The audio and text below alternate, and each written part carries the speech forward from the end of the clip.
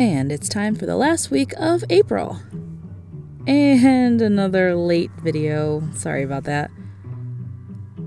Anyway, I started off with 2 blue water-based markers, my light blue Ecoline brush marker and my lightest blue Crayola Super Tip marker, as well as a water brush. And I made some clouds to separate the days of the week, along with the notes and upcoming sections.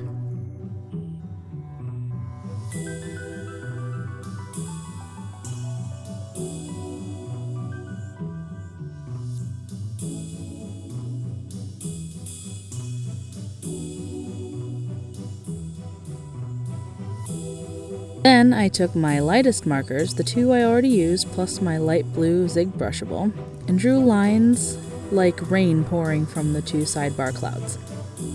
I actually really like this effect. Not sure what made me think to do it, but it looks cool. And it's still pretty light, definitely enough so to write over normally with notes and what have you.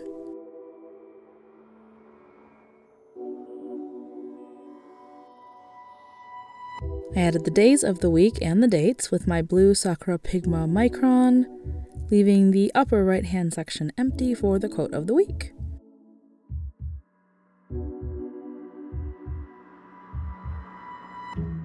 For the quote, I broke pattern just a little bit, and I drew a rainbow with my pastel Ecoline brush markers and a Zig Brushable, because it ties in with the quote from Dolly Parton. The way I see it, if you want the rainbow, you gotta put up with the rain.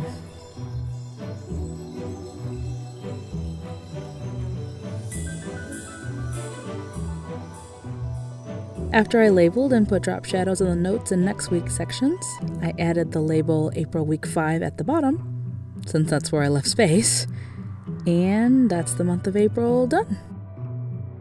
Subscribe and ring the bell so you can be sure to join me for next month's setup.